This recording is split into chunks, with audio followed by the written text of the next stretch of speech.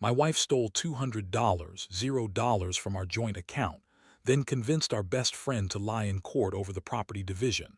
Now I'm losing everything in a custody battle I never saw coming. I never thought I'd be the guy sitting here telling everyone how my wife turned out to be a complete liar and a cheat. Honestly, I thought we had a good thing. We'd been married for 8 years, and up until about 6 months ago, everything seemed normal. We had our routines, our arguments, sure, but nothing out of the ordinary. Then suddenly everything changed. It started with small things, being unusually secretive about her phone, deleting texts when she thought I wasn't looking. I shrugged it off at first, thinking she was just being paranoid or maybe stressed about work. But I noticed her spending more time away from home, going out with friends, coming back late, and sometimes even smelling like perfume I didn't recognize. I'd ask her about it and she'd brush me off, call me insecure or jealous. That should have been my first red flag, but I was too blind or maybe too trusting to see it clearly. Then came money. Our joint account, which I handled mostly, suddenly looked off. Small withdrawals here and there, $2, $3, $0, nothing huge at first. But then I noticed larger sums missing. I thought maybe it was just some investment or a loan she forgot to tell me about. When I asked her about the money, acted annoyed like I was accusing her of something. She'd roll her eyes and say, "It's just some stupid expenses, don't worry about it."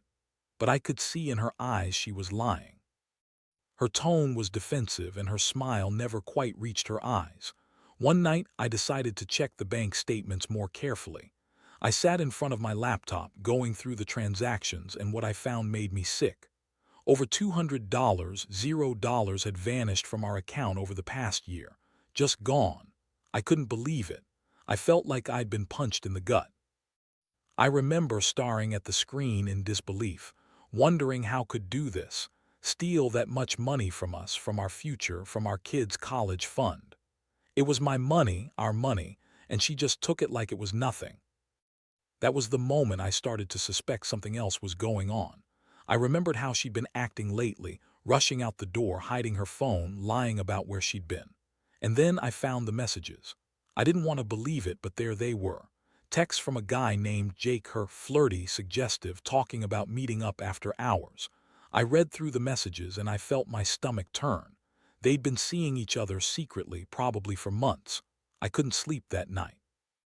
The betrayal hit me deep. Not only had she stolen from us, but she'd also been lying, sneaking around behind my back. I had trusted her. We had plans, a life we built together, and now I was staring at the wreckage of it all. I knew I had to confront her, but I also knew that what I uncovered wasn't just about infidelity. It was about trust, betrayal, and a lifetime of lies. I was furious, confused, and heartbroken all at once. That's when I realized this wasn't just about the affair or the money. It was about her trying to manipulate everything, including our closest friends. She convinced our best friend, Mark, to lie in court during our divorce proceedings, claiming I was the one at fault over property division. She lied about everything, about the affair, the money, even her own feelings. And Mark, my supposed best friend, went along with it. That was the ultimate betrayal. I didn't just want to leave her. I wanted to make her pay, to see her suffer even a fraction of what I was feeling. I started planning my revenge, carefully, coldly. I knew I couldn't trust her anymore, but I could make sure she paid for what she'd done.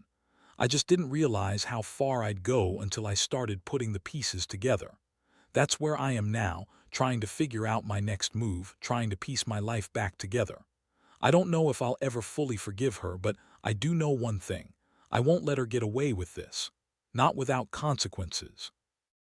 After I found out about the money and the affair, everything felt like it was collapsing around me. I couldn't focus at work, couldn't sleep, and I kept replaying everything in my head. Her lies, her sneaking out, the texts from Jake, the missing hundreds of thousands. It was like my whole world had been turned upside down in a matter of days. I kept asking myself how I didn't see it sooner, how I missed the signs. But deep down, I knew I'd been blind, trusting her too much, wanting to believe in the fairy tale version of our marriage. The worst part was the realization that wasn't just cheating on me emotionally or physically, she was also stealing from us. Not just small amounts, but hundreds of thousands. I kept thinking about what she could done with that money. A new house, a luxury vacation, shopping sprees, maybe even a new guy. It made me sick to my stomach. I felt betrayed, humiliated, and honestly furious. How could she do this? How could she lie to my face for months? And Mark, how could he betray me like that too? I thought he was my friend, someone I could trust. I knew I had to confront her. I needed to hear from her directly, see if she'd admit anything or try to spin her way out of it. That night I sat her down in the living room. Her face was calm, almost too calm, like she was expecting this. I laid everything out, showed her the bank statements, the texts, the missing money. Her reaction was almost laughable. "Oh, come on," she said, rolling her eyes. "You're overreacting. That's just some business expense or a loan I took out. You're making a big deal out of nothing." Her tone was dismissive, like I was crazy for suspecting her. I felt my blood boil. I told her I knew she'd been cheating, that I'd seen the messages, that I knew about the money. And her response? She just shrugged and said, "You're paranoid, you're jealous, you always think the worst. Maybe you're the one cheating." That hit me hard. That was her way of twisting everything, turning the blame on me. She was so good at lying, so manipulative, that I almost started doubting myself. But I knew the truth. I'd seen enough to know she'd been lying for months. I felt like I was losing my mind, trying to piece together what was real and what was just her bullshit. After she left the room, I sat alone, feeling like I was drowning. The betrayal cut so deep I didn't know how to breathe. I kept asking myself what I did wrong, whether I was a fool for trusting her, whether I could even salvage what was left of our marriage. The anger was building inside me, but underneath it all there was this crushing sadness. I'd loved her, cared for her, built a life with her. And now it felt like everything was falling apart because she'd been lying and cheating from the start. Over the next few days, I started digging even deeper. I hired a private investigator to follow her and gather more evidence. I needed to see if she was seeing Jake or anyone else besides just the texts. Turns out she was. The pie caught her sneaking out late at night, meeting someone at a hotel downtown. I saw the photos, her with a guy I didn't recognize, kissing and holding hands. That was probably the last straw for me. I knew I couldn't stay silent anymore. I had to do something, but I wasn't sure what yet. Meanwhile, kept up her act, pretending to be innocent, accusing me of spying on her, calling me paranoid. She even started playing the victim, crying about how I was ruining her reputation, how I was controlling and jealous. That made me furious. She was lying so much it was hard to keep track. I wanted to scream at her, tell her I knew everything, but I held back. I knew I needed to be strategic.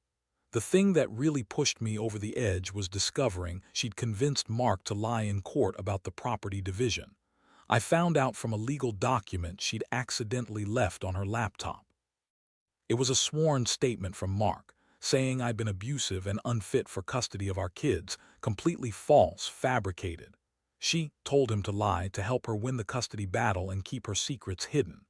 That was when I realized she'd gone too far. This wasn't just about money or cheating anymore. She was willing to destroy everything, including her own reputation, just to keep her lies intact. I felt a mix of rage and despair. I'd trusted Mark as a friend, and now I saw he had betrayed me too. I started to question everyone around me. How many other lies were there? How many more secrets was she hiding? I was so angry I wanted to confront her publicly, expose her for the manipulative, selfish person she'd become. But I also knew I had to be careful. I couldn't just blow everything up without a plan. So I started to gather everything: proof of her affair, the missing money, her lies, the court documents, the photos. I knew I needed to be strategic if I was going to fight back, and I was determined to do just that. I wasn't going to let her walk all over me, not anymore. I'd been a fool to trust her in the first place, but now I was ready to take control, even if it meant destroying everything to get my justice. The more I uncovered, the clearer it became that was playing a game I didn't even know I was part of. I mean, I always thought I knew her, but now I realized I was just a pawn in her manipulative scheme. The money she stole, the lies she told, the affair with Jake, everything was connected in this web of deception she spun around us. It was like I was living in a nightmare I couldn't wake up from. I started to get serious about my next Steps, I couldn't just confront her again and hope she'd come clean. No, I had to be smarter. I hired a lawyer to help me understand my legal options, especially with the court case looming over my head. I knew she was trying to turn everything against me. She'd already convinced Mark to lie, and I suspected she was trying to do the same with others. I needed to protect myself and my children, but I also wanted to make her pay for the damage she'd caused. One night I sat in my office, going through all the evidence I had collected. I was determined to build a case, proof of her affair, proof of the missing money, proof of her lying under oath. I knew that if I could present everything convincingly, I might be able to get full custody of the kids and at least recover some of the financial losses she caused. But I also knew that was ruthless. She'd do anything to win, even if it meant destroying me completely. Then, I decided to confront Mark directly. I couldn't trust him anymore, but I needed answers. I arranged to meet him at a coffee shop. When I saw him walk in, I was filled with mixed emotions: anger, betrayal, heartbreak. I laid out everything I knew, showed him the proof I had gathered. His face changed from smug to uncomfortable as I read him the riot act. "Mark," I said, voice trembling with rage, "you're my best friend, or at least I thought so. How could you lie under oath to help her? How could you betray me like this?" He looked down, avoiding eye contact. Finally, he mumbled, "I didn't want to hurt you." Begged me, said it was just a game, that it was for the kids. I didn't think it would go this far. That only made it worse. I felt like I'd been punched again. My own friend, someone I'd trusted with everything, had been complicit in her lies. That betrayal cut deeper than any money or affair. I realized I couldn't trust anyone around her anymore. I had to rely on myself, gather more evidence, and prepare for the fight ahead. Meanwhile, kept up her act of innocence in front of the court. She claimed she was the victim, that I was controlling and abusive, trying to keep her from living her life. She painted herself as the wronged wife, the victim of my jealousy, and the perfect mother. Her lawyer was good, slick, convincing. But I knew the truth, and I had the evidence to back it up. I just had to be patient and strategic. One day I found a note had accidentally left on her phone, an explicit message from Jake, talking about their plans to run away together after the divorce. I couldn't believe it. She'd been planning to leave me, take the kids, and start fresh with him. That was the final straw. I knew I couldn't let her do that. I had to act fast. I contacted my lawyer and told him I wanted to file for full custody. I wanted the court to see the full picture: the lies, the affair, the stolen money, the manipulation. I also started to prepare for a financial showdown. I was going to fight to get back what was mine, or at least ensure she didn't walk away with everything. I was sick of feeling powerless. In the meantime, I decided to confront her directly again, face to face. I wanted her to see that I was going to roll over. I told her I knew everything about the affair, the money, the lies. Her reaction: she just laughed like I was some kind of joke. "You're crazy," she sneered. "You think you're going to win. You're just a desperate husband trying to hold on to a sinking ship. Nobody cares about your little accusations." That moment, hearing her dismiss everything I'd worked so hard to uncover, made me realize I was fighting a losing battle if I didn't act fast. I knew I had to go all in, expose her for the liar she was, and protect myself and my kids. I wasn't going to let her get away with this, not without a fight. From that point on, I started to prepare for the war I knew was coming. There was one thing I was certain of: I'd never let her see me break. I'd rebuild, even if it took everything I had. Because at the end of the day, I knew the truth, and I knew I'd fight for what's right, no matter what it cost.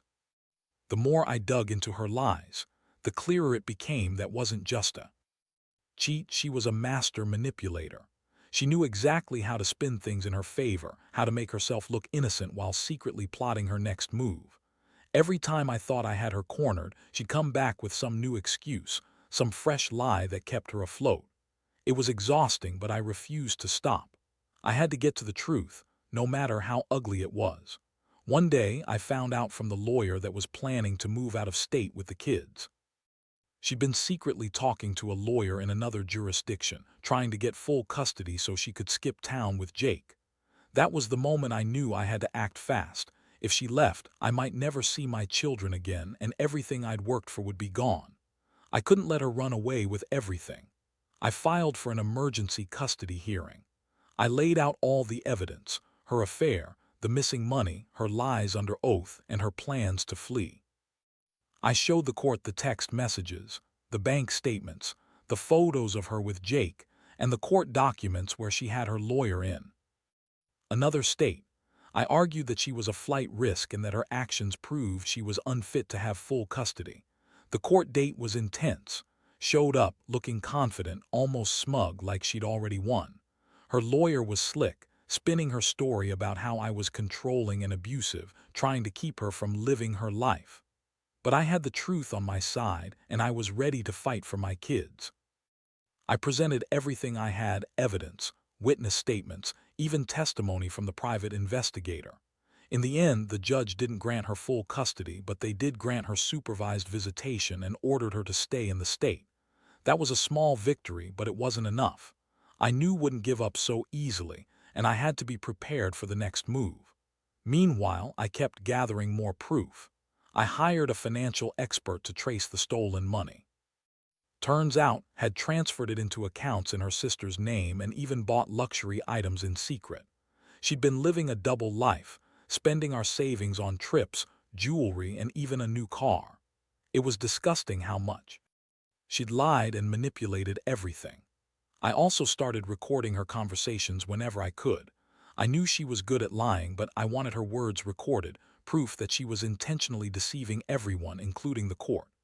It was a bitter pill to swallow, knowing I had to secretly record my own wife, but I had no choice. If I was going to take her down, I needed every piece of evidence I could get. One night, she came home late again, smelling like perfume and looking guilty. I confronted her, and she spun her usual story about how she was just talking to friends and going through a tough time. I looked her in the eyes and told her I knew everything about Jake, the money, her lies. Her face twisted into a sneer and she spat back. "You're just jealous, you're paranoid, you're losing it. Nobody cares about your little accusations." That's when I realized she was never going to admit anything willingly. I had to make her see that I wasn't backing down. I was going to dismantle her entire house of cards, piece by piece, until she had nothing left. I decided to take more aggressive legal action.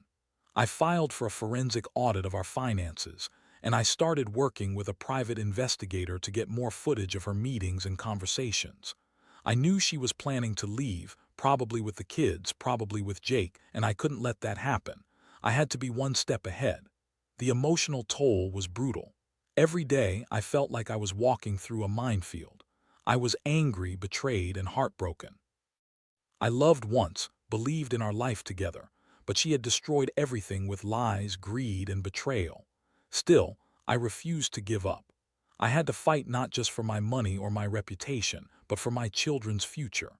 As I sat at my desk late into the night, staring at the mountain of evidence I'd compiled, I knew this was just the beginning. Might have thought she could manipulate her way out of this mess, but I was determined to make sure she paid for what she'd done. No matter how long it took, I was going to expose her fully and hold her accountable. Because if there's one thing I've learned, it's that liars always get caught, especially when the truth is staring right at them. The days that followed felt like a constant battlefield. Every time I thought I had her cornered would come back with some new lie, some new twist, trying to spin her way out of it. But I had enough evidence now to see through her bullshit. The court hearings, the financial audits, the recordings. I was stacking everything up. Still, I knew she was dangerous, and her manipulations only got more aggressive. I remember sitting in my lawyer's office, going over the latest documents. We were preparing for the upcoming custody trial, and I was trying to stay calm, but inside I was boiling. Had been so convincing in court, playing the victim, crying about how I was abusive or jealous. But I knew better. I'd seen her with Jake, knew about the stolen money, and now I had proof that she was planning to leave the state with the kids. One day, I got a call from the private investigator with some shocking news. Had been caught on camera meeting with Jake again, this time at a hotel downtown. They'd been planning something, I could tell. The pie also found out. She'd been withdrawing large sums of money, even after I'd filed for the forensic audit.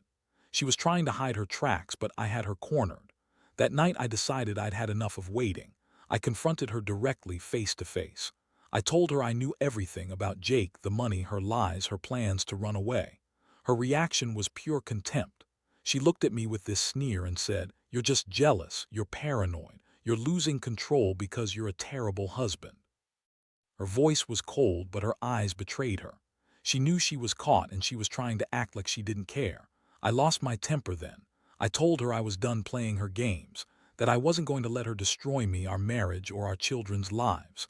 I told her I was going to fight for full custody, for every dollar she stole, and for the truth to come out.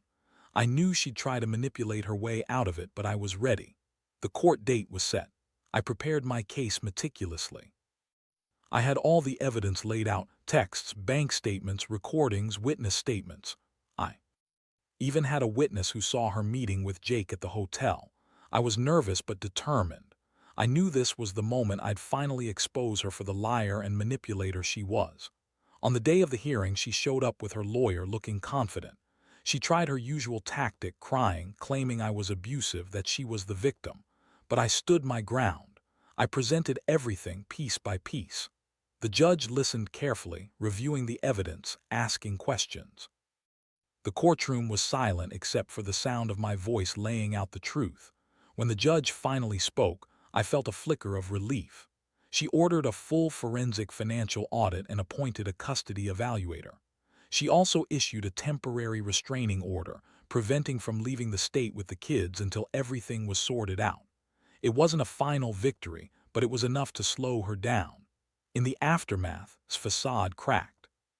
She started to panic, making frantic calls, trying to manipulate the situation.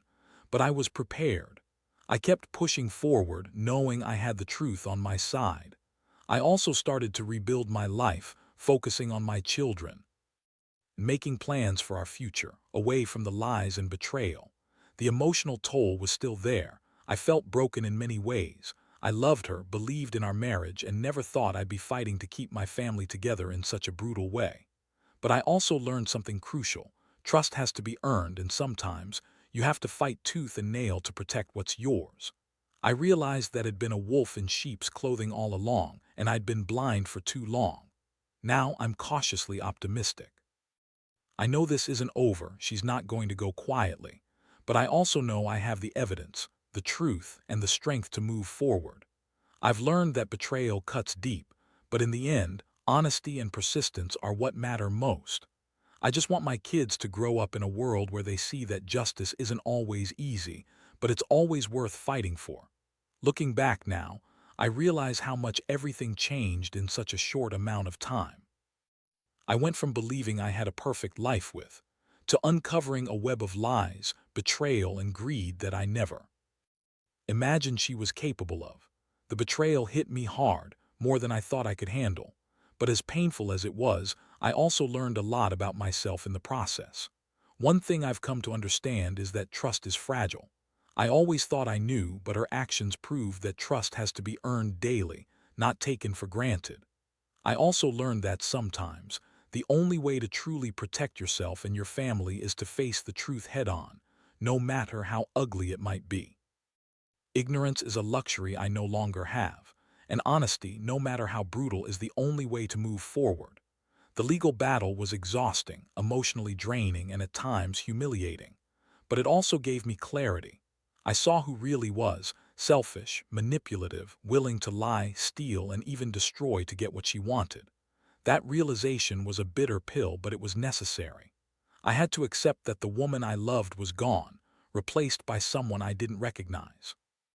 The court's decisions finally started to reflect the truth. I got supervised visitation, and I was awarded primary custody of the kids. The judge took into account all the evidence: her affair, the stolen money, her lies under oath, her plans to run away. It wasn't a perfect ending, but it was enough to give me peace of mind and a chance to rebuild my life. I also learned the importance of protecting yourself legally. I wish I had done more sooner: hired a lawyer, kept detailed records, documented everything. If there's one thing I'd tell anyone in a similar situation, it's this: don't ignore the signs. Trust your instincts, gather evidence, and don't be afraid to fight for what's right. Because if you don't, you might lose everything you hold dear. As for she's still trying to manipulate her way out of it, but I've cut ties. I've moved on mentally and emotionally, focusing on my children and myself. I know she's not the person I thought she was, and I accept that I can't change her. The best I can do now is protect my family and stay vigilant. In the end, this experience has made me stronger, more cautious, and more aware of the depths of human deception. I don't regret fighting for my future, even if it came at a high cost. Sometimes you have to hit rock bottom before you can start climbing again, and I'm finally climbing. To anyone reading this who might be going through something similar, I'll say this: trust is earned, not given. Pay attention to the small signs, don't ignore your gut, and never be afraid to stand up for yourself. Because in the end, honesty and integrity are what truly matter. And even when everything feels lost, there's always a way to find your footing again.